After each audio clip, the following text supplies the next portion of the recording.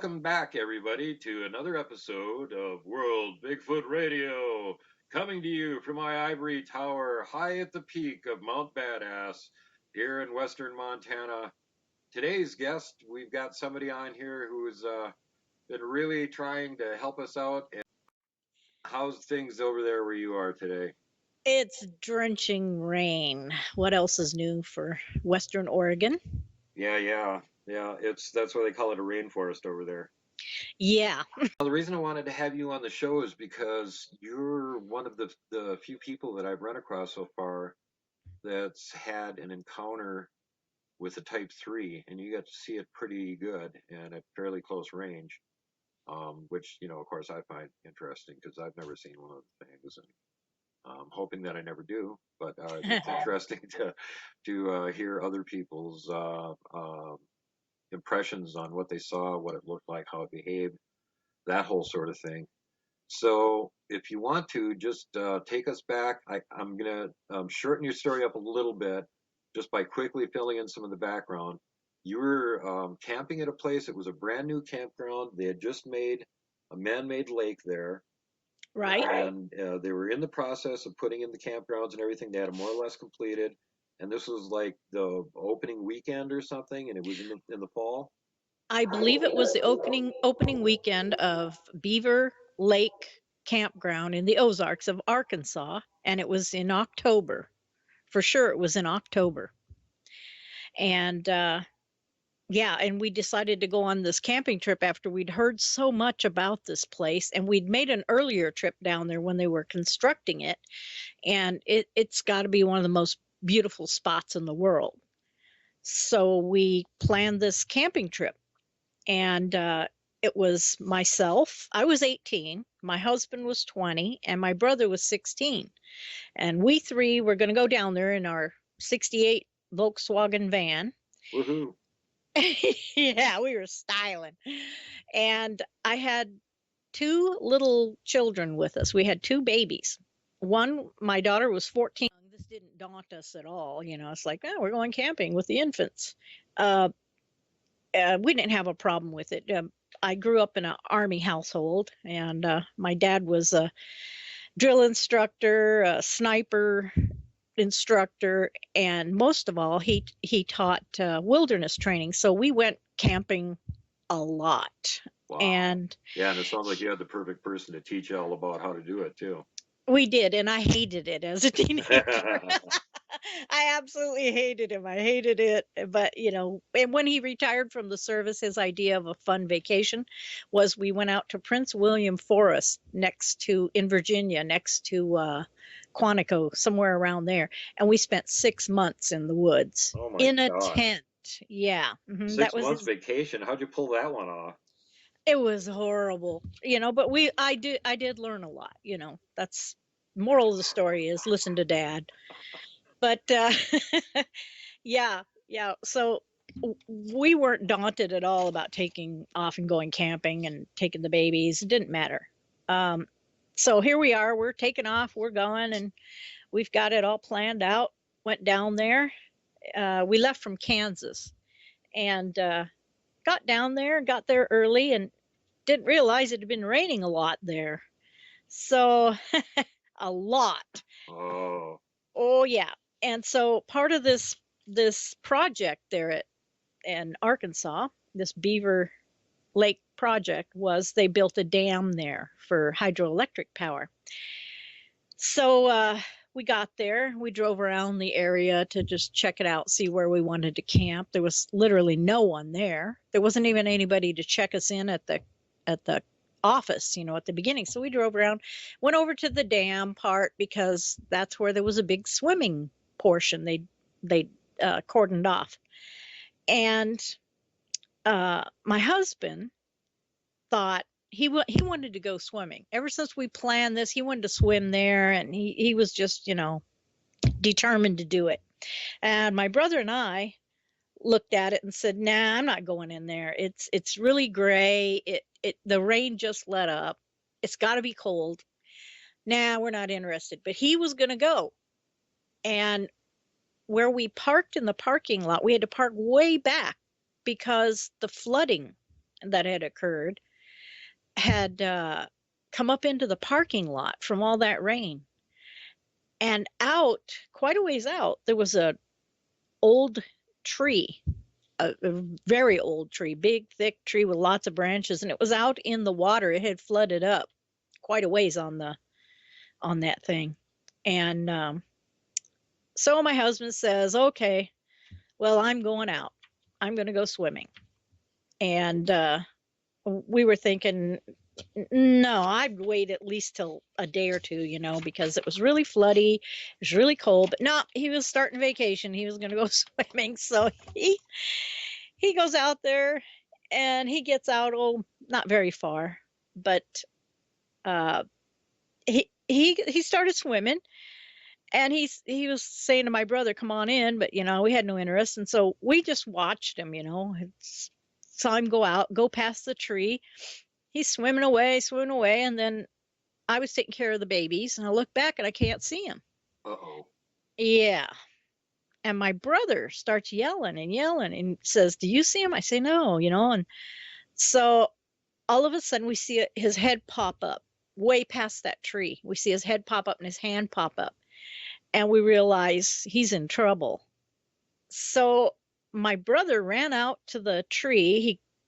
He swam a little bit more and got one of the big branches and held on to the branch, so he was anchored, and it broke off. Oh God.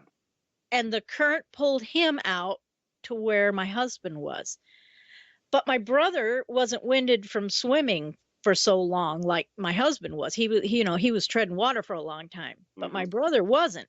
So he had the energy to get the branch out to my husband and pull him and swim back. And he was swimming against a hard current. He told me when he got on shore, he said he was just seconds from giving up. And he got to the shore enough where I was able to drag them in. And apparently it was because they had the dam open, the floodgates were open, and so all the current was pulling hard towards the dam. Whoa. Not a good swimming day. Yeah. Yeah, and then you think there's nobody else there. The weather's inclement. This is a new camp area, so who's Yeah. ever used this beach before? Probably no one. No one. You're the test dummy. Exactly.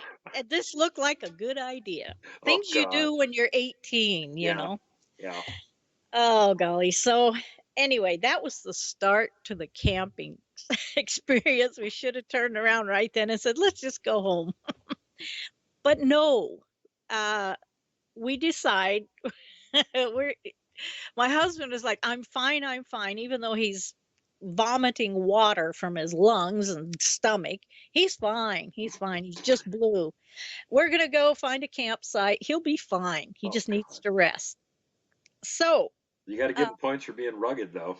Oh man, no kidding.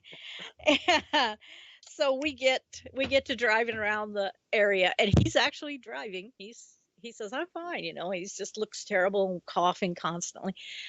Well, we decide we want to go to one of the farther campsites because we have 2 infants with us, 2 children, 2 babies, and we didn't want them to cry and wake everybody up. We're being decent. So we wound around at about 6 or 7 miles on this gravel road. It said there were 2 camping loops. Well, we passed the first camping loop at about a mile and a half in or so.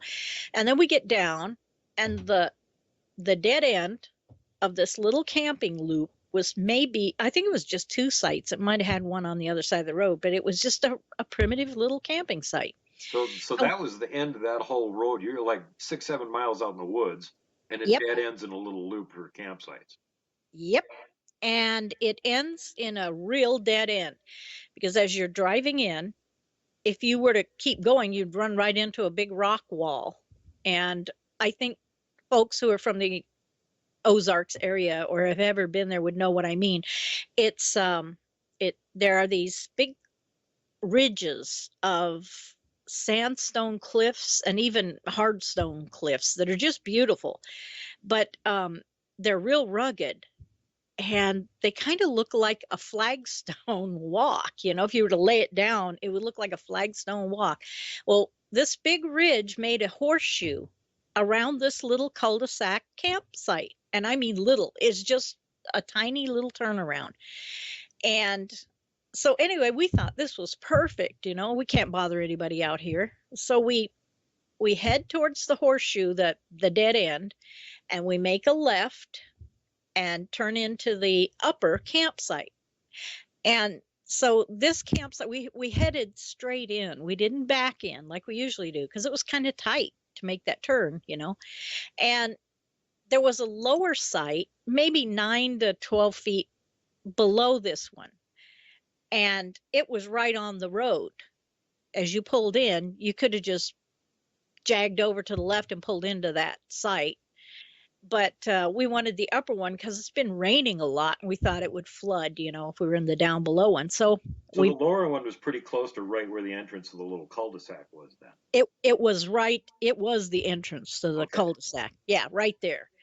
So we pulled in, and it wasn't raining, and my husband he is my ex-husband, so I really can't use his name. He wouldn't like it.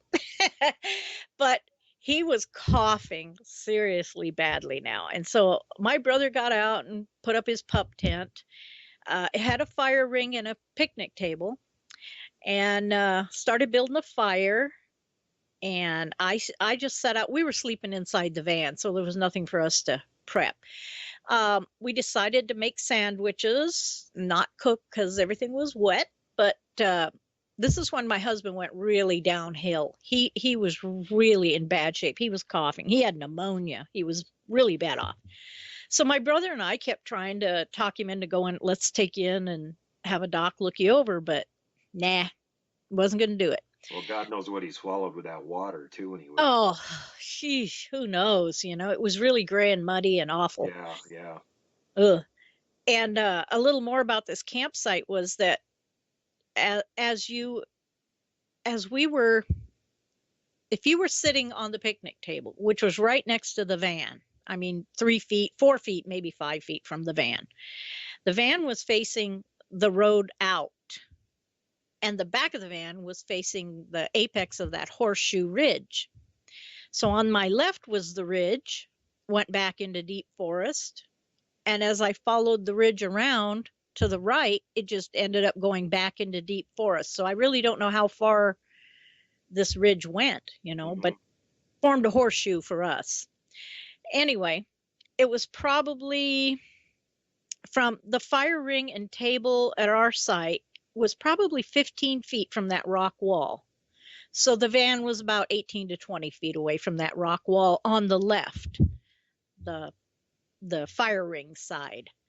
But the rock wall to the back of the van, I think I said before it was like 30 feet, but it might not even have been that much because when we pulled the van in to turn it, which didn't have a great turning radius, but still, it would have been difficult to back it in. You'd have had to make a 6-point turn to back that van in because of the proximity of that wall. Mm-hmm. So it was a tight little spot. but it was a gorgeous place. And so we're sitting there, we eat sandwiches, and the ex-husband is really doing badly.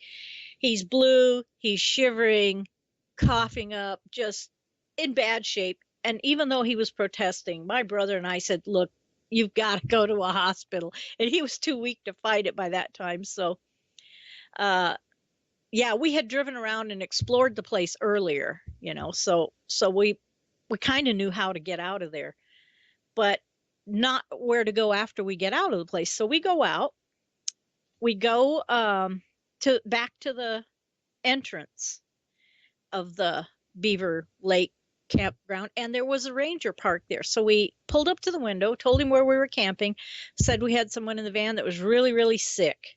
Where should we go? He told us to go to Rogers, Arkansas. So that's my only point of reference as to where this was. And I should say this happened in 1972. So if my memory is a little goofy, That's quite a while ago. Yeah, age does that to you. So anyway, he told us go to Rogers, Arkansas, and he told us how to get there. You leave here and you go there. It was about 12 to 15 miles, I believe. So we took off, and I was driving that clutch Volkswagen, which I hadn't driven very much before. So it was a real rough ride, and a lot of it on gravel road. I mean, it didn't turn to and dark gravel road. It didn't turn to highway until we were about 3 or 4 miles from there. So we get to Rogers, we find the little hospital there. We take him in, and he's out of it. He could hardly walk. So they tried to talk him into staying in the hospital because they said he had water in his lungs and he needed to stay there. And they did x-rays and everything. And we had insurance. We had no reason not to go, not to stay, but he wanted to stay there. He was like, "We're going back camping. I'm fine." So, they did their best to talk him, but he wouldn't do it. So we got back to the campground about 5 o'clock in the evening. And we were told we'd have to watch him all night. And if his fever spiked or, loss of consciousness, we had to get him back. So we wrapped him up, shivering and coughing in his sleeping bags in the center of the van, and got back to the picnic table, ate sandwiches again for dinner. And he didn't even eat. He just laid in the van, just shivering and coughing and shivering. And it was miserable. I just knew he was going to die in the night. And since the doctor said, watch him all night, stay up. So I kept the first watch. I can't remember when we went to bed, but it was pretty early.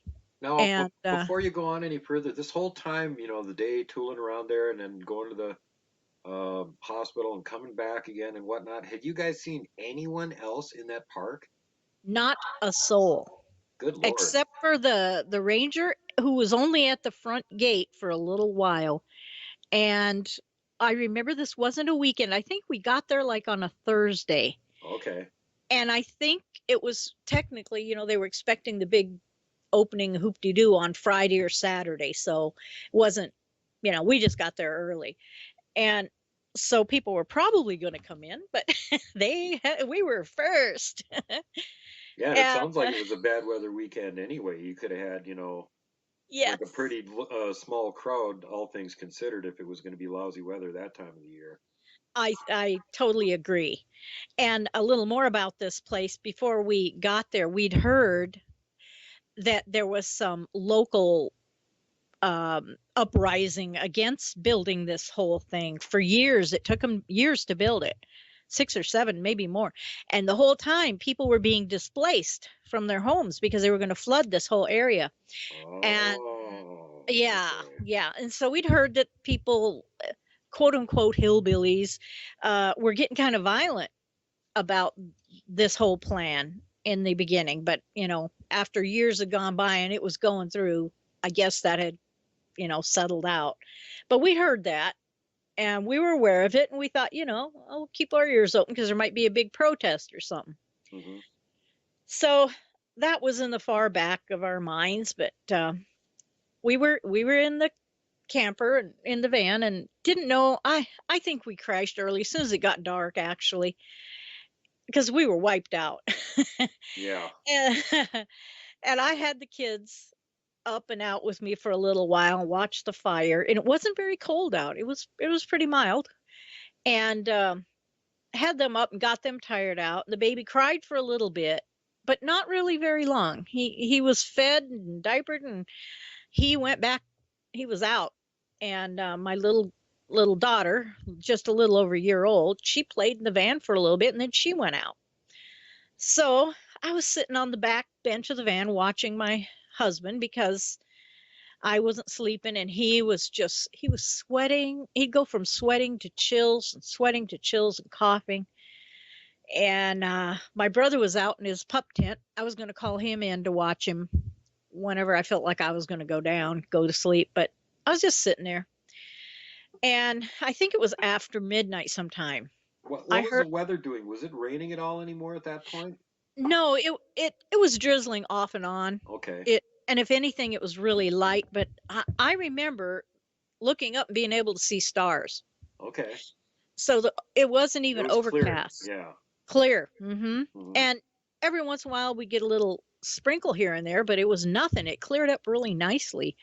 And the area over this cul-de-sac was totally open, so you could see up into the sky, and it was really brightly, starlit. It was really pretty.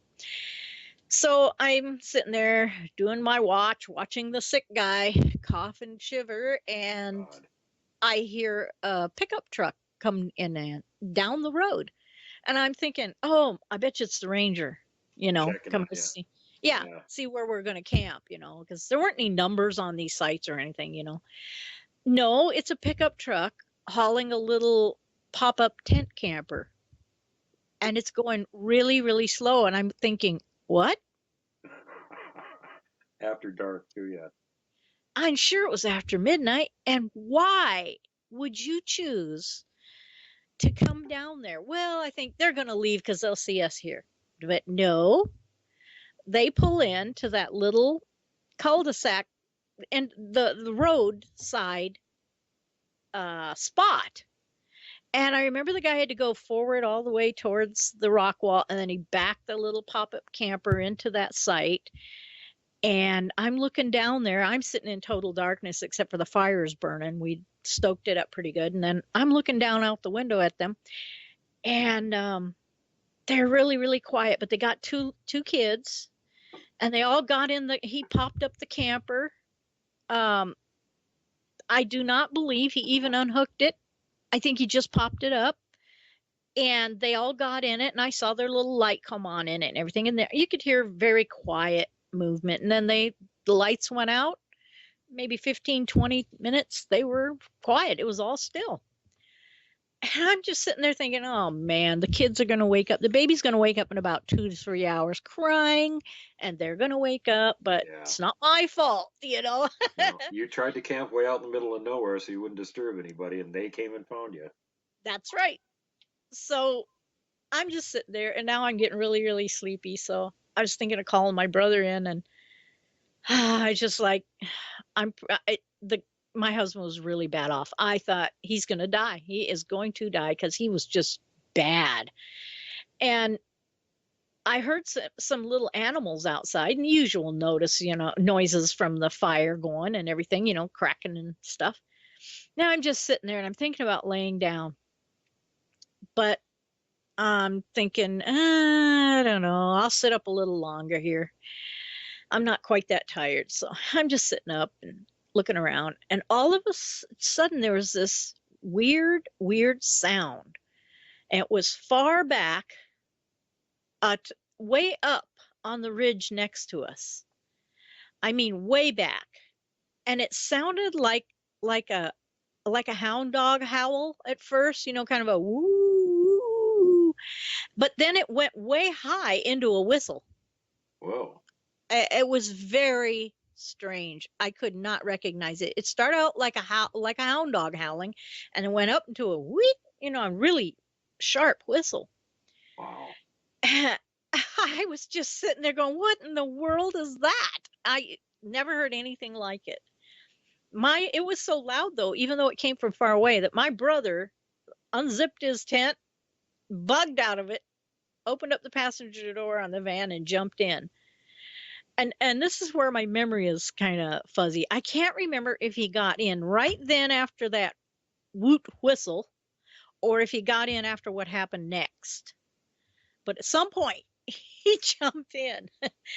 But what happened was maybe half a minute, 30 seconds after that woot, I was hoping the babies wouldn't wake up because, oh my gosh, that it was so sharp at the end. It would have wakened me from a dead sleep. I was hoping that they weren't going to wake up, and I just had a few seconds to think, oh no, if they wake up, I'm going to have to jostle them around really good. But it was so sharp that even my husband, who was so sick and too ill to move, he sat up in his sleeping bag on the floor and said, "What is that?" I said, "I don't know." He said, "Do you see anything outside?" I said, "No." So I laid down. He laid down. I laid down. I laid down on the bench of the van, the back seat, and I had my head towards the fire pit in my brother's tent and that side of the rock wall. So my feet were facing down towards the people in the pop-up tent. Mm-hmm. Not very long. I can't remember how long, but minutes. I was laying down like that, just minutes. And he said, did you see anything outside? And I said, no, nothing. And just as soon as I got that out of my mouth, there was this sudden, huge, huge bang that hit the side of the van, right where my head was. Right where my head was. I could feel it jolt my head. Wow. It was immense. And you know how your brain tries to tell you what it was? That was, only thing I could think of was like King Kong had hurled a giant softball at the van. I shot up so fast, so did my ex. And this is where I don't know if my brother was already in the van or if he bugged out and got in the van then. But he was in the van. And we three just, all of us yelped, it's like, ah! And a few seconds later, my brother peeked up and he looked out the rear view mirror of the van. He said, something's out there, something's moving, So I pivot around and look out the back window real quick, and I didn't see much. And then my ex is up on his knees now, and he says, hey, there's a shadow back there. Look back by the wall. And I look back by that wall, and I can see this big, tall, black shadow going down that little gravel path towards those other campers. Uh-oh. Yeah. But it's back against the wall. Did you think it was like one of the other campers wandering around at that point, or did it look like maybe, something else? It was so indistinct. I thought bear right away. I thought bear. Okay. And both of the kids started waking up, and so I was putting them back to sleep, and covering their heads and, just cajoling them back to sleep. And the guys were watching. So my husband got out of the sleeping bags, and about 10 minutes had gone by, and he and my brother decided they'd get out and check the side of the van for a dent or to see what was embedded in it, to see what had happened. Mm-hmm. And so he was saying, oh, I bet it was a rock came off that wall. And I'm like, no, how could a rock would roll off the wall? It wouldn't shoot off the wall. Right. And so they're out there looking, and there was not a mark on that van. You could not have told anything touched that van. Nothing. And they were standing there feeling it and looking at it. And I remember my brother putting a couple of more pieces of wood on the fire. And so it was a little bit flaring up. And they looked and they got in and said, there is nothing wrong with it. I go, you've got to be kidding me, And we're talking about it for like 4 or 5 minutes, And so maybe 15 minutes has gone by since the big bang sound. So the guys were getting back into the front seats of the van. They were moving towards, my brother was getting in and my husband was going on the other side, the driver's side, to get in. And I saw them both turn their heads towards the campsite below us. I looked too, and then I could see that the people down there, they were getting up. and they were talking in the tent camper, and the little light came on, and there was a lot of action going on in there. How And far away? How far away would you say that campsite, the lower one? You said it was like about 12 feet down from where yeah, yours was, but I mean, like actual distance between the two campsites. How far do you think it was? oh, probably 15 feet, Oh, geez, so that's like practically right next to you. right next to us. I mean, right next. You could just, I could look right in their camper when they turn Right. the light on. And so they were looking down there at them. And then I looked down there. I saw them all, the hubbub, they're hustling around. And then they were all getting out of the tent camper. I saw the lights go off the tent camper. I saw the dome light go on in the truck. And uh, everybody's getting in the truck. But the husband was out back with a flashlight doing something. I don't know if he's unhooking the camper or just collapsing it down a little bit because it seemed to sag. And anyway, he gets back into the the driver's seat, and they drive off. And not very slowly, pretty swiftly. As fast as you could do to make that quick turn on the gravel, and they drove off. It makes me wonder if, since they were that close, if they heard that big, uh, whatever it was, weighing into the side of your van, that got Yeah. you guys' attention to start with, probably woke them up too.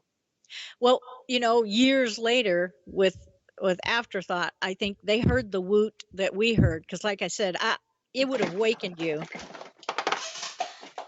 Sorry. That's it would have wakened you. And they heard the woot for sure. And then I'm sure they heard the bang on our car. They had to have. And it was louder than if you'd slammed the door Right. of the car. And so whatever, and then I said the guys looked out, they were looking out back and they saw a shadow move. Maybe they saw whatever it was moving because it moved along the wall in their direction. So years later, I think about this and I go, wow. So anyway, my husband said, I think we should go. And I'm like, let's get out of here. But they now finished getting into the van. My ex was just about in the van when all this happened. And then we heard another whistle come from the back of the van in that rock wall area. And then I could hear, since we had the side door of the van open, the big sliding door open, and they had their doors still open, I heard all this crunchy, crackly stuff, like the brush crunching from the back of the van. So I'm looking out the back window, and we were just sitting there frozen. And we could see something, not even a shadow. It was more solid than a shadow, but it was moving from that left side on the rock wall, coming down it, like stepping down it and moving towards the back of the van. So going around that horseshoe. And it moved from that fire pit side down that wall, and it was going up towards the apex of that horseshoe. And a few seconds passed, none of us saying anything because this just happened right away. I mean, it's just like boom, boom, boom. I'm staring out the back window, and the little fires, it would flare up once in a while. You could see the rock wall pretty good. I'm just staring back there to see what's coming down it. And, in hindsight, I realized it made enough noise that our brains were telling us that's not just a squirrel. Right. That's not a raccoon. It's something substantial, So right then, I'm staring out the back window, so I don't know what's going on in the front seat, but my husband presses on the brake pedal at the same time he has it shifted into reverse. And so the back lights, and he turned on the headlights all at once. So we got the headlights of the van on, the back tail lights are on, and that red light, flared up, and it freaked me out because I didn't know he was going to do this. I jumped, holy mackerel, I was like, whoa, and now we could see back there. And I look up front and they're looking back. So I figure out what's going on. So I'm like looking at the scuffling sounds, and it turned to big breaking brush and little rocks falling. And now it's moving faster. Apparently the lights made it move faster because it's moving faster, and it's going around towards the passenger side of the van. where those people are parked down below. And in the headlight, even the headlight glow was being cast off of the rock wall, even though it's facing the other way. It was enough of a light from the sides, I guess, to hit that rock wall. So at about halfway down that ridge, coming down the kind of terracey sides, it was like a terrace coming down that ridge, and moving towards the center of that horseshoe behind us. It you could hear it, and you swear you should be able to see it, Mm-hmm. And all of a sudden, I was able to see it, and my brother and my husband were able to see it really well because they had their heads out the window. It was a really tall, hairy creature. It was standing like a man. It had legs like a man. It had arms and hands like a human. But it was really dark, and you could tell it had hair all over its body, and the tips of the hair glistened like a silver tipped hair would, like gray silver strip tip hair. And it was kind of sparkly as it moved. And I was able to see down its back, it had a lighter gray stripe down its back, kind of like a gray silver patch of fur that went down its back. And it stepped down those ridge rocks, and it was kind of bent over sometimes, and holding on to brush to steady itself. And I would see its hand go around the brush. It was not a paw, it was a hand. And the fingers were kind of weird, like they had an extra joint in the fingers. They were long, like I've heard other people say look like raccoon hands, and that is a great description, like raccoon hands. And so I was just fixated on those hands. And then I look up and I can see the head better. And the head he was twitchy. That's the best way I can put it. He was twitchy. He would look at the van, look at the wall, look at the van, look straight ahead, look down, look at the van, just constantly. And his head was not on a swivel. It was like a lock in place and then lock down here and then look up here and then lock down here. It wasn't a smooth motion. So he was just hyper aware, I guess. I don't know what you'd say, but it was twitchy. Right. And the guys got to see, at least my husband got to see the face pretty good. I got glimpses, and other than the hands, the other weird thing that my brain fixed on was his ears. He had ears on the side of his head, not up on top, but the ears, I could see the fleshy part of the ears, but they had hair on top of them. And the hair on top of them came up like a tuft, like a lynx. Okay. Or a small tuft came up. And the tips of that tuft were so silvery that it just glistened in the light. And there's no way you could miss it. That part just was so outstanding. And I just noticed that over and over.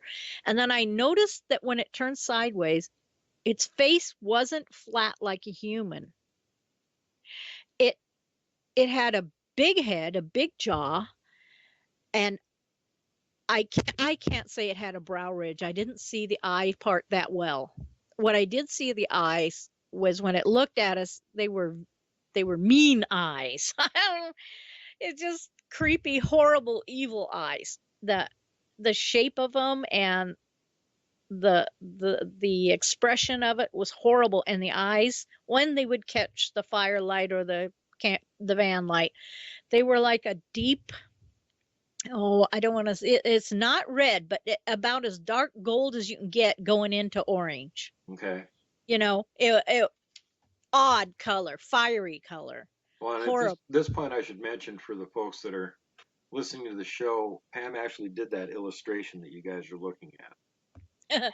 I have to apologize because none of my illustrations have nailed the creature that I saw, but there's parts of it that are true. I'm not that good at drawing him, but that mouth, I never saw teeth. The guys said they saw teeth. They didn't say they were canine teeth. They just said they saw it raise up its lip and it had teeth. I saw that nose, that I don't know if you want to call it a snout, I guess, from the side. Now, it was not as sharp as a dog's, but it was definitely protruding and flat. It kind of came out a ways and then came down and then was into the jaw. Hmm. It was so unbelievably weird. I could not figure out what I was looking at, but I'm looking at it and it's twitching. It had to be at one point when it stood up, pretty much stood up, it was about 7 feet tall. I remember thinking, wow, that's like a basketball player, or something really tall. But he could have been taller because he was mostly leaned forward coming down those steps. So Right. I'm saying 7 feet in the least. And it had no tail. You could see its backside perfectly. It had strong thighs. It had uh, it didn't quite go to a V shape in the waist like a bodybuilder, but it was a barrel chested thing. Okay. It was pretty much straight up and down, but when it turned to the right and I could see its front and its chest, it was barrel chested, really big, What do you muscular. think you can hazard any kind of a guess on how much you think it might have weighed? I couldn't even. I have no idea. But I can tell you that it was more like a extremely well built basketball player Okay. than a Sasquatch that's, everybody says is 4 feet wide and all that. He wasn't. He was probably 3 feet wide. That's still pretty wide. He was wide, yeah. But he was 3 feet wide all the way down to his waist where it got to be just like 2.5 feet wide. You could tell it went down, but not much. And when Okay. he turned sideways, his chest stuck out and then came back in at the neck. And that's why I say barrel chested. Okay. So if you see an animal like a dog, for instance, from the side, and you see where his waist tapers and then it comes down to his front legs, that's the kind of thing this thing had. It had a big chest sticking out. And I'm just looking all over it trying to say, well, no, it's not a bear. No, that's not and I'm just going crazy. I can't figure it out. I'm seeing it use its hands, So I'm like, well, maybe it's a hillbilly. I actually thought maybe this is a guy, with a beard or whatever, but I quickly got that out of my head. But that was in the back of our minds. So it's coming down, and at the end of my viewing it, it turned the most towards me, and it had the cruelest, most awful, vicious, I want to kill you, I'm death is imminent look on its face. Yikes. It was a horrible look, and it was just a split second little twitch move. He looked at us. I swear I looked him right in the eyes. He was looking right at us, and it was like if eyes could shoot daggers, we'd have all been crushed. It was a violent, horrible look. So right at that moment, the guys just jumped out of the van. What? They opened the door. I guess they had talked amongst themselves. I don't know. I'm looking out the back window, so I don't know what they're doing behind me. But all of a sudden, I hear the doors open and they jump out. And my brother runs around the front of the van to get over by my husband by the driver's door. I'm looking at them because the doors opened, and I'm like, what? And they're over there. And they're watching it go down the ridge. They kept low. They were bent down. My husband and brother were kind of inched down along the side because they were trying to get their heads away from the headlight, I guess, to see. And so I see them kind of huddling over there, and I'm like, what the heck? What are you guys doing? And I'm looking at them at the driver's door. And at that second, I mean, I barely am formulating, wow, they've gotten out of the van and now they're looking over there. What are they thinking? When all of a sudden, this, it's like a cannon shot of gravel hits the van and right over the two guys' heads. I mean, it was like you took a little sand bucket toy full of gravel, pretty small, pretty large, just full of gravel, and you slingshotted it you were able to eject that gravel out at these guys at 100 miles an hour. I mean, it hit so hard. It hit the windows, it hit everything. It was just the loudest sound. And most of it went over their heads, but a bunch of it hit them. And that's when they just jumped in the van. My brother ran around the other side, got in. My husband got in the car, and he's rolling up his window. And now I'm turned back to see where the gravel came from. And I just can't see anything. There's nothing out there. Not even the one that was walking down that I just last saw. There's nothing out there. So we're just breathing heavy. We're just like scared out of our wits. And I tell you, all three of us had the worst, most dread fear. I had this incredible feeling of loss of hope. Like, there's no hope. You're a goner. You're dead. I've never felt anything like that. I mean, it was horrible. And I know the other two felt it too, because they just had the look on their face of like, this is it, and we're looking, and then he started up the car. He started up the van, and I yelled to him, "What were you thinking?" And they both said, "Well, we saw it at one turn and we thought it was a guy. So we were going to get out and harass him for scaring us." And I think it was about the time, actually, when my brain was thinking, is that a hillbilly? They must have thought that too. I thought maybe he's wearing overalls. I'd got this picture of a hillbilly in my head, Well, anyway, they thought it was a guy, and they were going to get out and yell at him. And and then they saw what I saw, that horrible look it shot us. And then the gravel came, so they had to duck. And while we were all ducked and freaking out, it disappeared. It left. So anyway, he's got the car fired up, and he's asking me to look out the back so he can back out well. And he's shaking. He's totally sick still, but he's running on adrenaline, obviously. And he's just shivering, shaking, and he's backing it up. And I go, I better drive,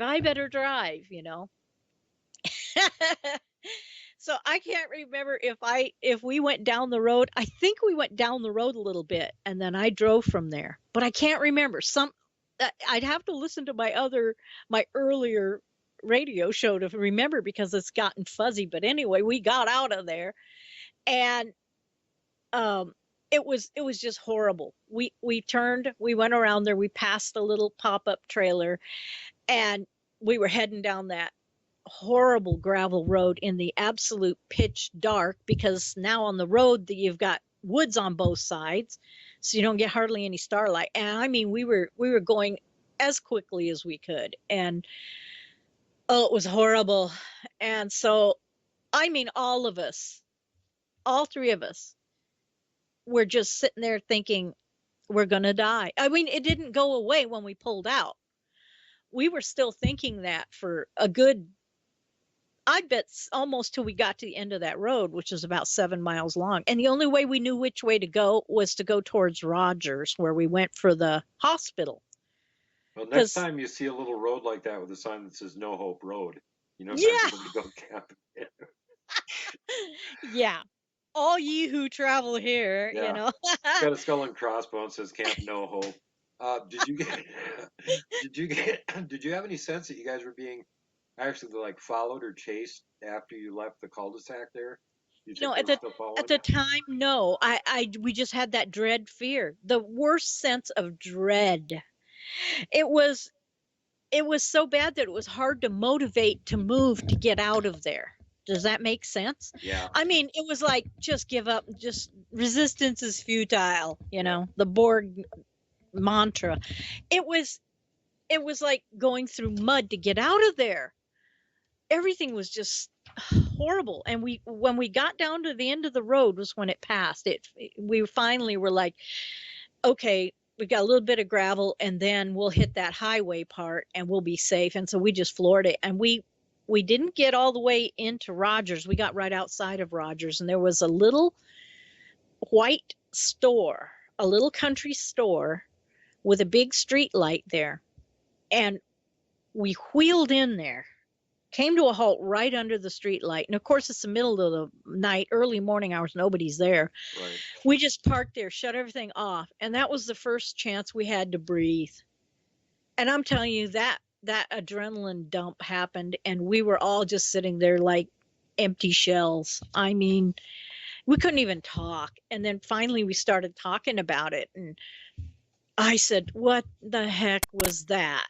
And my ex was so bad off, he had to go get in the back seat and lay down again. He was covered up with all the sleeping bags, and he was just covered up. And my brother and he and I were talking, and my brother kept saying to us, well, what I saw was a big deformed animal. I think it was either a bear with deformities, or it was a very, very large German Shepherd, but he was really deformed. And I kept saying, listen, when did a German Shepherd stay on two legs and walk down like that and use its hands, not paws, to move branches? That was not a German Shepherd. And he kept saying, it had to be. I know it had to be. And he was just freaked out. And my husband kept saying, maybe it was some kind of a bear. Did you see that face? Did you see? And I kept saying, yeah, I saw the face. It wasn't a bear. Well, it had to be a bear. Maybe it's some kind of bear they got down here or something, And I'm like, yeah, he wasn't raised in the woods like we were. I knew it was no bear. And I'm just sitting there. Just for additional info, it might be interesting to note at this point that the nickname amongst law enforcement up in central Canada for these type 3s is the Bear Man. I could see that. I could definitely. That is way better description. Yes. And I kept going back and forth. But then I saw the ears and I saw the hands. That kept coming into my brain, is that I fixated on those two parts. And yeah, it just did not. I was just shook to the core. So we're all just sitting there, and there's no sleep, you're just sitting there. And then right around 6 a.m. or so, I could tell that these were the people coming to open the store. They came, and they probably wondered what we're doing sitting there. yeah. And they came in and they opened the store, and I went in to use the bathroom, and my brother went in, and I got some baby food jars, and I felt like I had to buy something, Right.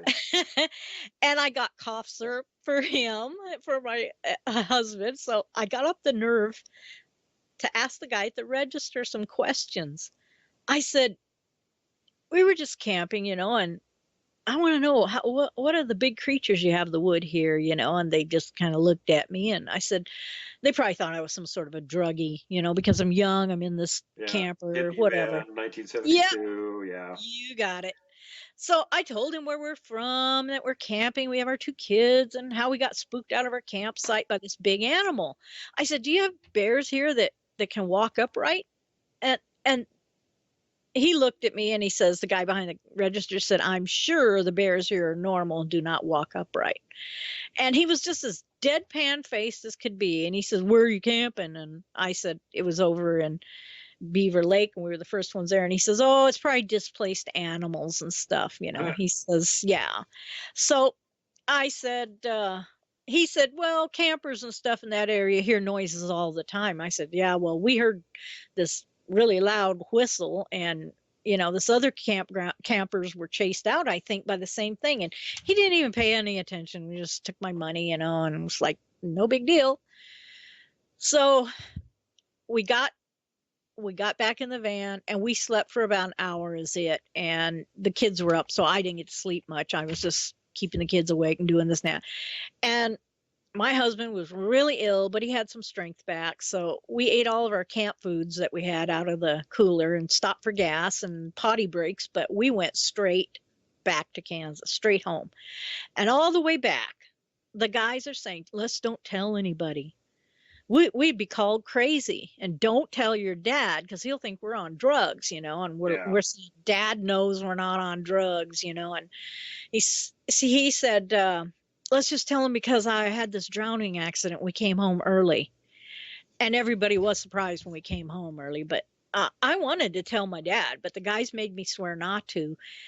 My brother and I had graduated high school really early, and he he at 16 was already accepted at a school for veterinary stuff, and he was going to be going to that. He didn't want word getting around that, he'd seen a creature or something. He said it would ruin his scholarship. My husband had a very good paying job, and he was afraid of that and his parents' disapproval. So Right. I didn't agree until I was convinced that no one in their right mind would really believe us anyway. So I just didn't say anything, and I just pushed it back. And then about a year later, I heard about Bigfoot sightings. And later than that, even, I saw the Patterson Gimlin thing, and I thought, oh, we saw a Bigfoot. Mm-hmm. Because that was, the only weird thing out there. Yeah. And they had a picture, but it wasn't the one we saw. But it had to be a Bigfoot. So I saw Wes Germer's show, and I heard it, and he was asking for people that had any weird encounters to email him. So I emailed him the whole story. And this is when Will Jevning was his co-host. Right. So I emailed it to him, and he said, hey, I'd like to have you on, do a show. And so I said, well, I don't know. I hawed around. But then I said, okay, I'll do it, because he said, it helps other people who see them. So we talked before we did the taping, just for a few minutes, not very long, under and a half an hour. And Will Jevning was on the line. He said, he brought it to my attention that I didn't see a Bigfoot, but I saw a dogman type of Sasquatch animal, and I had not ever heard of such a thing. Mm-hmm. I had looked online at a few Bigfoot things, but I never found anything like it, And then he told me that that's what I'd seen, and I said, oh, wow, huh. I said, are you sure that isn't a werewolf?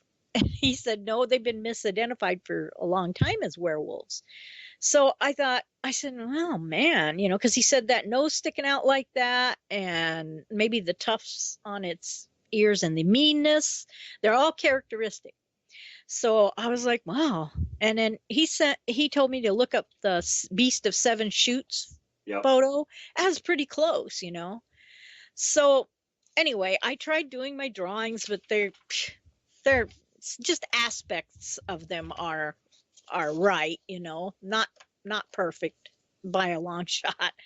But I later I heard you on, and so I was known as the dog man sighter, and that's what everybody said. Oh, she's seen the dog man, and I'm like, yeah, because that's all I knew. So later you were on Wes's show, and you were talking about the various Native American names for the variety of creatures, Wendigo and Gugwe and these different ones, and how each one was named by the Native Americans, and each one was a different creature. So you wouldn't say, well, I saw a dogman Bigfoot, I wouldn't have said that.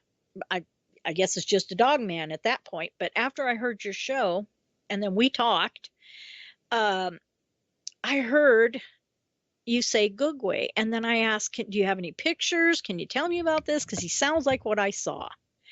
And so I started being able to look up Gugwes, and I believe my sighting was of a Gugwe. It hits on all the points, and I haven't found anything that hits it better. So that the dogman is always spoken of, evil looking, bold dogman thing, but it has a tail, ears up on the top of its head, and dog-like legs. Right. I don't know about the hands or paws, but this did not confirm. This had human type legs and hands, except maybe an extra joint in those fingers, and ears were definitely on the side of his head, and the tufts sticking up maybe the tufts sticking out the top of the head make it look like they were up there. But this thing was just as vicious and bold and evil looking, and you definitely knew that if it had an opportunity, you were its next meal. Yeah. So, well, and interestingly enough, the theory that we're working with right now is that they're pack hunters too, and it sounds like you had more than one of them there. the one sort of got caught in the light and didn't know what it should do, but it was like the forward scout, and so it was like the head on a swivel twitching sort of thing. Yes. And then you got gravel chucked at you from another direction, Right. and you heard a answering whistle. And the other thing that confirms on it possibly being a googly is the you're talking about that weird howl into a whistle type sound. Even in the native legends and stuff, they'll tell you that these things like to communicate by whistling, and Aha. they coordinate hunting whistling.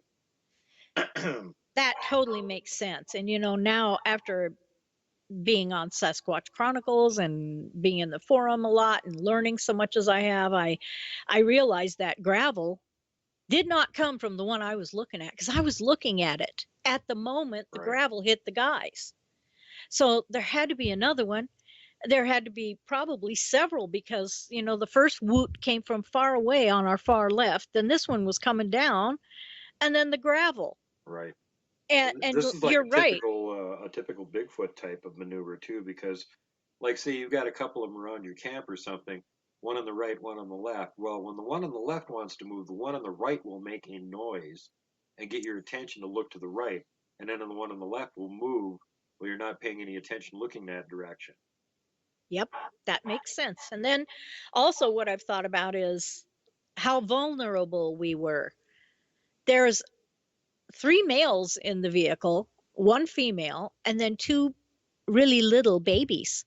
So if you wanted dinner, you'd have a very young male at 16, a female at 19, a very ill, whom they would have seen as the alpha male, was very ill, coughing, hacking loudly. You could tell he was sick, and the 2 infants. So there was 3 easy meals right there. Yeah, And and you're out in the middle of nowhere. I mean, they probably nowhere. looked at your little VW van like it was a Kentucky Fried Chicken bucket on wheels coming toward them when they saw that thing. There you go. Yeah. So they only had a 16-year-old boy and a 19-year-old woman to defeat, and they had dinner. And that slap on the side of the van, we all of us popped up right away immediately. So they had a head count. Right. We Which were could have been just, exactly why they did it. yeah, Let's go up and whap the vehicle and see what pops its head up. What are we dealing with here? sitting ducks. So, and we did not back in for once. We usually back into a campsite and everything, but the door would have been on the wrong side of the picnic table. So sliding the sliding door open, that was the deciding factor. We'll head in, but oh man, we were, now I look back on it, all the factors, everything that was going on, what if we stayed there? But there was no thought of that.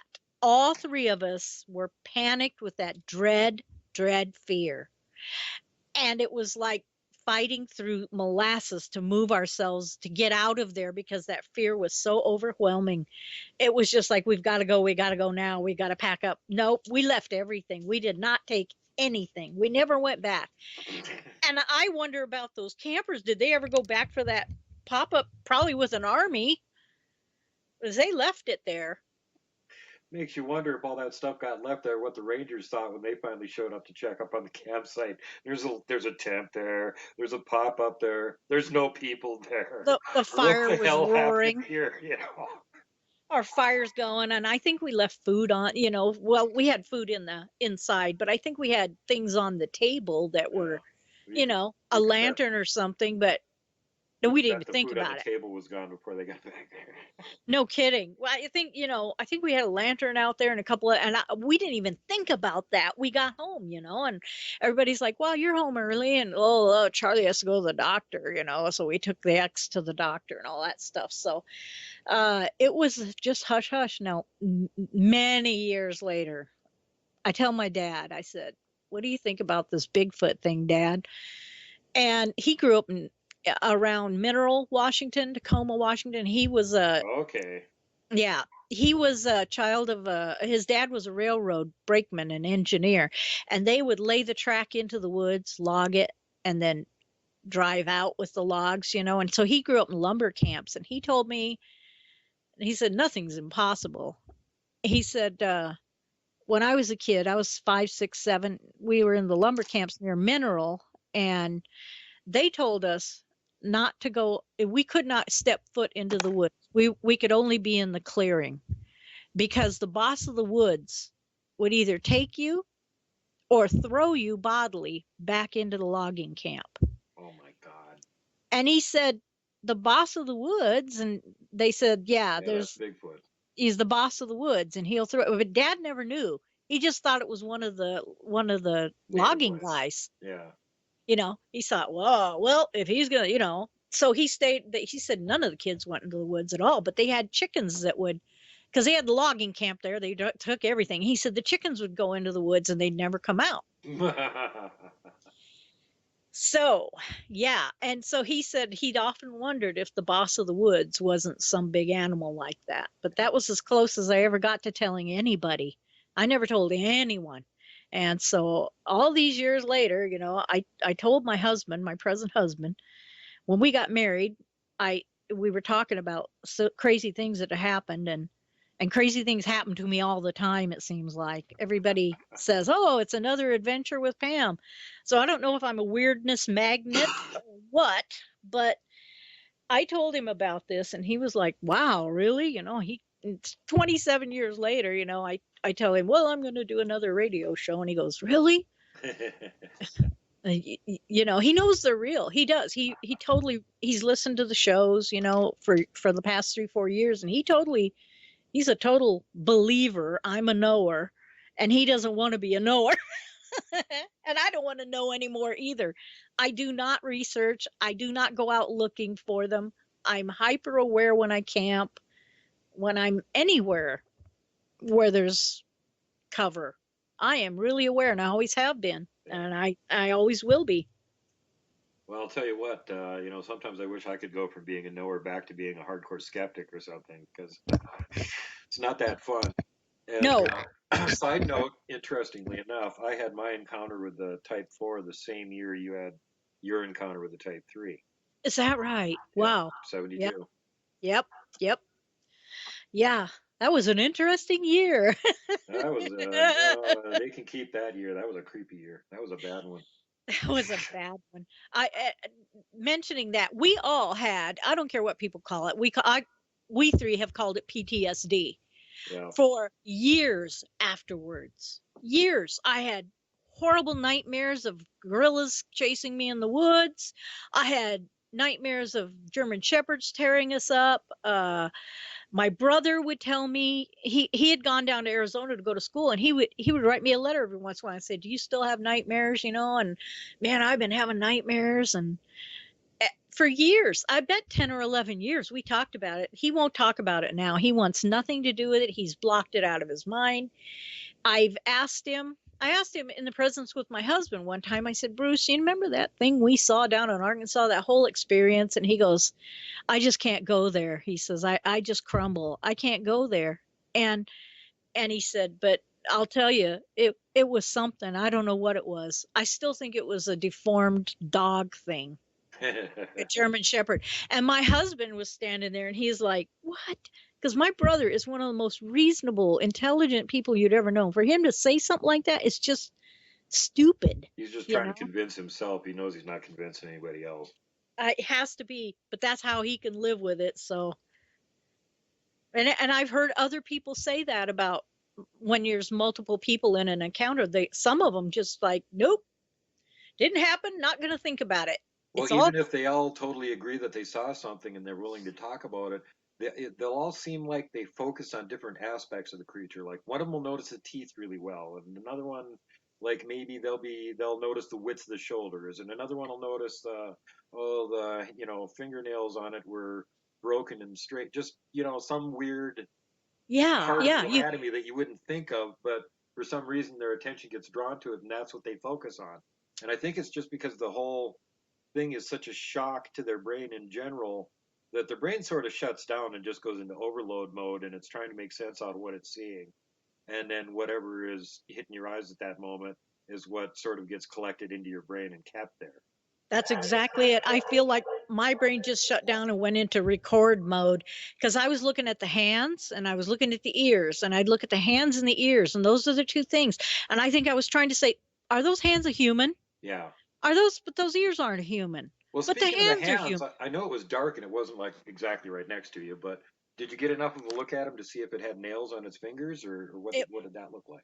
too indistinct. I couldn't tell. Okay. You know, it was flickering light Right. basically. And I didn't see it from, I saw it from about mid calf up. I Okay. did not see the feet. Couldn't see the He feet. was always covered in dark or in the brush or whatever.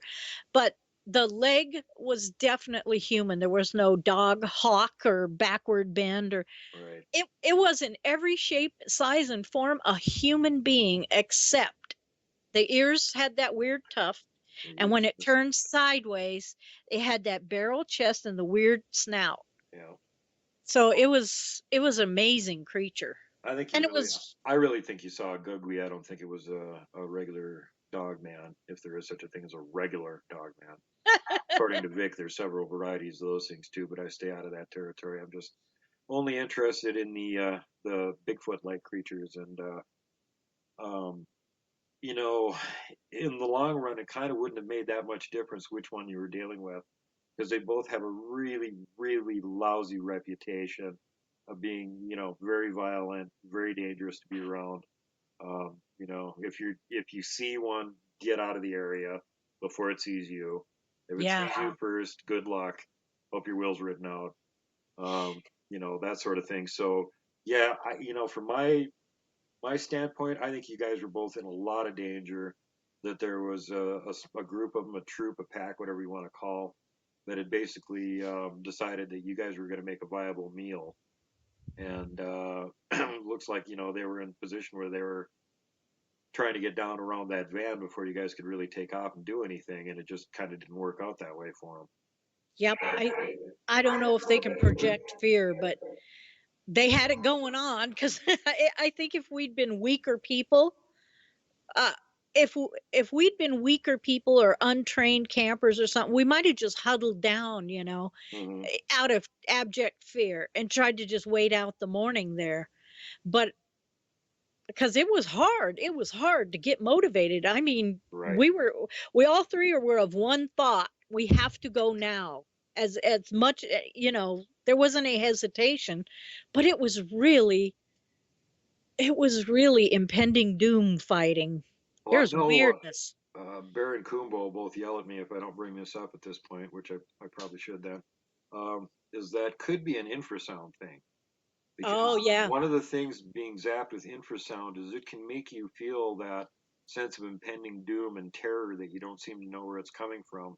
Just all of a sudden, there's this feeling there, and that's one of the things it can do, and that's been scientifically tested. So there's I never no doubt thought of about it. that. But it could be possible that the Type threes can project infrasound. I don't know. I don't know any reason why they couldn't. If ones and twos could do it, why couldn't the three do it? I don't know. I never thought of that. And I think I just said in this interview that all three of us at the same time, Hmm. just our shoulders went right Right. down. And you didn't get that reaction from when you first saw it or anything. You were No, just freaked out, going, "What is this thing?" It wasn't a terror reaction; it was a confusion reaction. And then all it of a sudden, when was. you're not looking at it, you're all hit by terror. To me, that sounds like it was probably one of them was probably zapping you with infrasound. You may be right because it was otherworldly, unreal, and it hit us all. And we were just like, must move now, Yeah. When you robotically feel like you're fighting. wading through like weighted down oatmeal, and your body doesn't want to respond, and you've Time got this slowed down. overwhelming feeling of apathy taking you over. Yeah, Give up, you can't escape. exactly. And we even talked about that on the way home. I remember that now. We said, what the heck? Did you feel like we weren't going to get out of there? And we were all trying to describe how we were feeling. I said, I thought we were done. I thought, there's no way. Just give up. Just give up now because there's no way. And we all three felt it, and that was just not in us. We were hyper freaky, just like, whoa. And then we're like, okay, well, should we go or shouldn't we? No, it was like, got to get out of here now. But it hit us all at once. So you may be right. I never thought of that. Never would have thought of it. And it didn't go away until we were quite a ways down the road. We started kind of waking up. Right. You know, and some Kind of, people, if they're zapped with infrasound pretty good, I guess it can take them, you know, even a couple days to recover from it, from the disorientation and whatever other emotions and stuff that they had at the time. So it could last with you for a while, you know, from what I understand. Don't quote me on this, anybody. Not an expert on infrasound. Just going by what I've heard from Baron Kuhnbo talking about it. And, you know, I actually am in the same boat with Bear on one thing, and that's that in as much as they can go in that deep range underneath what we can hear, they might be able to go into that higher range above what we can hear too, like a dog whistle range. And oh man. ultrasound, if they can generate it, would explain how Bigfoot can make all the little critters in an area shut up. Like instantly everything is silent. Well, Yep. all those little critters, all them bugs and stuff operate in that ultrasonic range. They hear it and emit it. So if you made a really loud ultrasonic sound, we wouldn't hear it, but all the bugs would. Right. And you know that the first big loud whistle woot thing that ended with that sharp whistle, Right. that had to be on the verge of ultrasound. Mm-hmm. It tore through your ears. Like I said, even though it was you could tell it was far away. Everyone woke. Everyone, you could not have slept through that. So just being able to get to that range with a vocal cord is amazing. Anything's possible. Yeah. Well, like I said, I've heard, you know, several different um, historical legends and reports of these things using whistles to communicate with. In fact, there's one Bigfoot person that says that if you're out in the woods, you should never whistle, because if there's one around the area, it'll hear you whistling and think you're like one of them trying to say something that's coming out garbled and weird, and they're Oh going to come man, over to see what's going on. no thanks. I will keep that in mind. So yeah, if you're ever out with a Boy Scout troop or something, don't let them whistle. No. Or the Seven Dwarfs. No Or the whistling Seven while you Dwarfs. work. Yeah. Yeah. No, We're, I would like to see sign. I would like to see footprints, tracks, whatever. I enjoy your videos, but I do not ever want to lock eyes on anything like that again. I've had it, you know. It just, I think it would just drop me to the ground. yeah, I'm not in any hurry to see another one again. I mean, the main reason that I even go out and do anything in the woods anymore is just because I'm trying to gather more information on them. Unlike probably every other researcher out there who's got their camera ready. Oh God, I hope Bigfoot pops up so I can take a picture. No, no, no, no, no, no, no, no. I'm not trying to take a picture of Bigfoot. I don't Nope. want to get a picture of Bigfoot. I don't want to see Bigfoot again. I just want to go where they are and collect more evidence and figure out what it is they're up to and how they do things. And see, Like, that makes yeah, sense. what do all these tree structures mean and stuff? Well, guess what? If you find enough of them and you start looking for correlations, you can start figuring it out. We've got actually a lot of it figured out at this point. Well, what we think, but you know, it's like, okay, I think it means this, and therefore let's go test it. And yes, it comes out that way. Well, that's a scientific method. You've got a variable and you test it. And if it keeps coming out one way, you can start pointing in that direction, going, it seems to look like it means blank. It's a hypothesis that, you Yeah. know what I've wondered about the tree structures and the ground structure things, these things like Rio, Utah Squatch was talking about glyphs laid on the ground. People are seeing these little A's all over the world, you know, written out on the ground with sticks and twigs. I wonder if a cryptolinguist like Scott Nelson, is that his name? He deciphers languages. Hmm. I wonder if he was given a number of photographs of these glyphs or tree structures that are all repeated everywhere. Could Right. he possibly, you know, wend something out of that?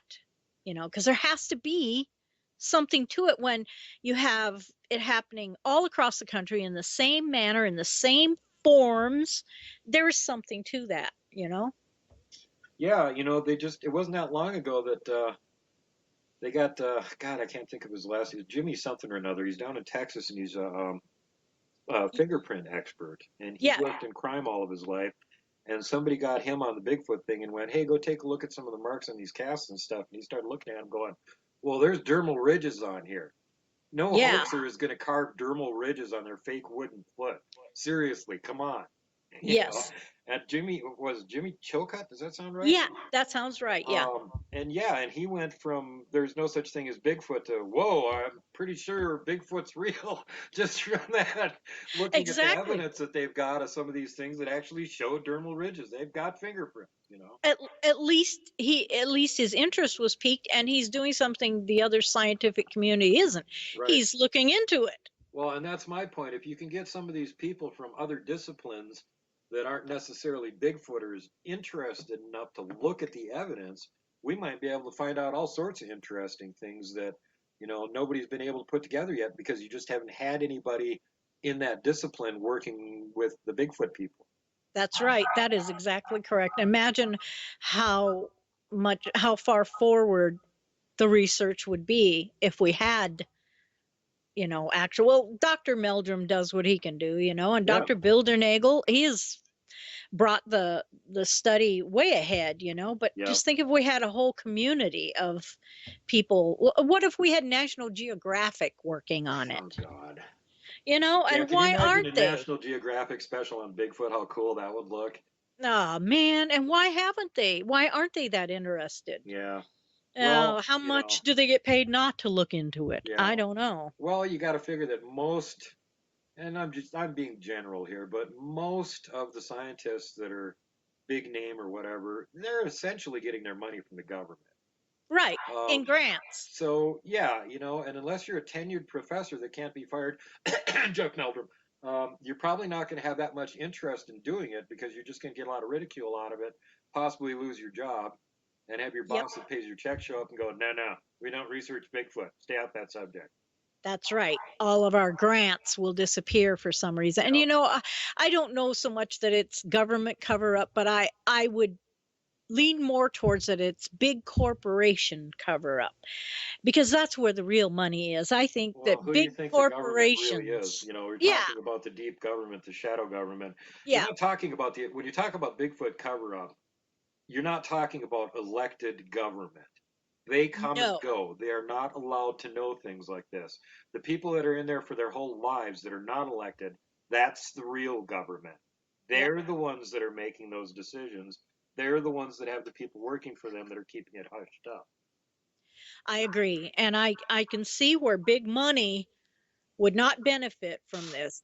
Whereas, and how they could influence agencies, especially in an era of budget cuts.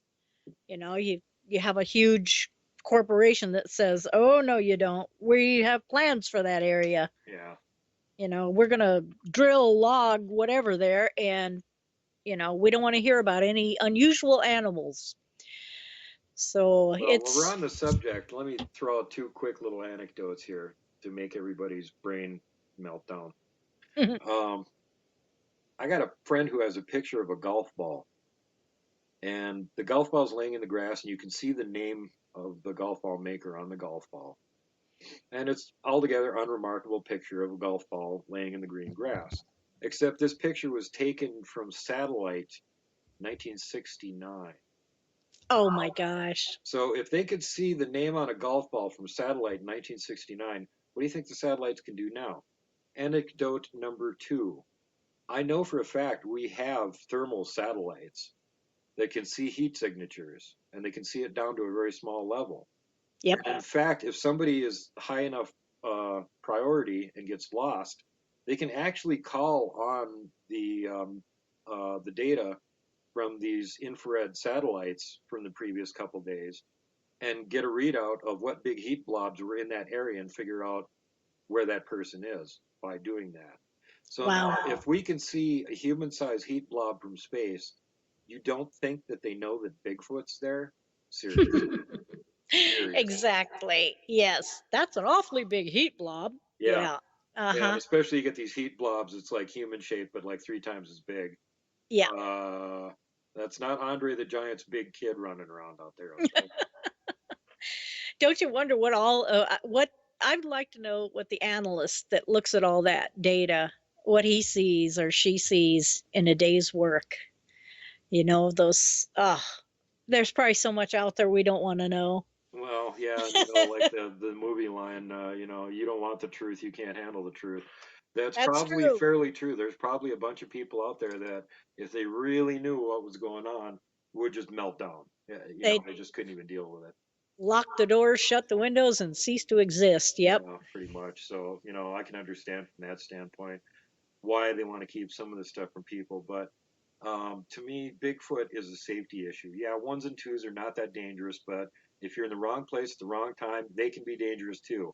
And threes and fours, thank goodness they're rare, but they are dangerous. So They people are. need to know that these things are out there, so at least they have some idea. It's like, you know, are you going to let somebody go camping in grizzly territory and not tell them grizzly bears are there? You're going to tell them grizzly bears are imaginary while they're camping in grizzly territory? Really? Exactly. And how many people go anyway? So it's not holding you back. No. It's being forewarned. No. And the That's other thing, you all know, they always we say is, want. oh my God, if we let everybody know that Bigfoot is real, then there'll be all these crazy people out there trying to shoot Bigfoot. There's crazy people out there trying to shoot Bigfoot right now. That's right. What Yeah. makes you think they're going to be any more successful if they somehow know that it's real? Yeah, and grizzly bears, they can't shoot back or fight back basically. I mean, if you get No. a group of hunters that wants to kill one, they get them. But in the case of Sasquatch, you're not just going out there with your 22 and going to bag one. So Yeah. they don't need protection. No.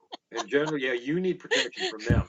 Generally, Yes. there's more than one, and you know, we're like, oh, we're so cocky, we can kill things at long range. Yeah, they're cocky too. They can kill things at long range. They've got this thing called boulder that they can Yeah. throw at you, and they're very accurate. If they decide to Yes. hit you with one, they're going to hit you with one. That's right. And if you put up signs on a forest trail that said Sasquatch have been sighted in this area, these are things you need to look for: large footprints, tree breaks, whatever, Yeah, like you would put up for a grizzly bear. Okay, exactly. now listen to this. People would line up in droves to take that trail. They would be paying the Forest Service tons of dollars in fees to take that trail. So And it's not because it's they'd going to even be keep. willing to sign off on a risk statement saying that they take all liability themselves in order to do it. That's right. And so that shoots down the theory that, well, it would kill the dollars going into the forest from No. campers and hikers. Are you kidding? It would be the biggest boon to them. In a million years, you wouldn't get a better advertising campaign. Yeah. So it's not that. I don't You know. buy the logging industry answer either, because the logging industry in the U.S. has actually gotten smaller over the last few years, not bigger. Yeah, no. And if they want it, they'll get it. They Yeah. get, that's not it. Yeah, it's something else. But it's beyond me why they don't. But Well, I got my guesses, but I'm not going to say anything because I want to keep doing the show. So that's anyway, another that's another show. yeah, that's somebody else's another show. But thanks Yeah. for coming on the show again. And like, I think this the third time here is the charmer, and it actually recorded this time. Last Oh, time I hope we so. tried this, it recorded Pam, and it didn't record my voice. So hopefully it got both voices this time. Imagine hearing that.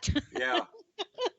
Yeah, I was actually going to go Uh, back and try and put in, you know, like questions and stuff, and it was just like too confusing. I was like, this is never going to work. There's no way I can make this work. Keep it simple. But Well, I you're really welcome. appreciate it so much because there's so few people that have had encounters with these things that can come on and talk about them. The threes and the fours, you just don't find very many people that have had encounters with these things that can tell you the story, because in order to tell the story, you have to survive the encounter.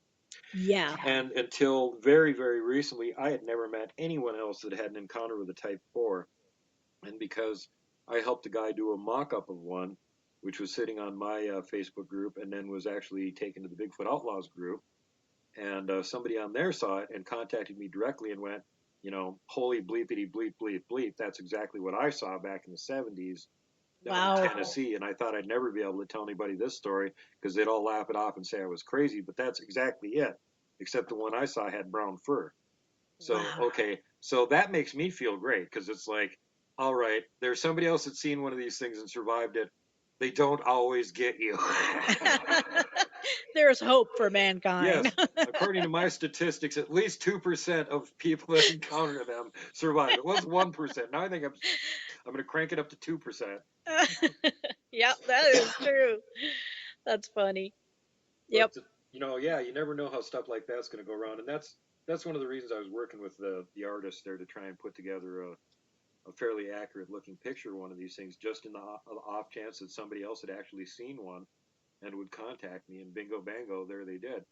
But for me, it was so difficult because I've got PTSD from it, and I've been trying to forget what it looked like for decades, not Yep. remember it in I excruciating agree. detail. And then the closer the artist gets the rendition to the way it actually looks, the more shocking it is when you see it. And then you get this, terror reaction all over again. The third time, I actually had to go outside and sit outside for like 10 minutes and stop hyperventilating because it was getting way too close to what it actually looked like. So it freaked me out really bad. That might be why I just can't draw this thing. In one depiction, I'll get something right, and then in the next one, it's totally different, but I got another aspect of it right. I just cannot. It seems like I got a block and I won't put the whole thing together right. And Yeah, it's probably you hit the nail on the head. I just don't want to see it all it's together. it's probably a self-defense mechanism. I know with mine, it was so terrifying that I actually got his.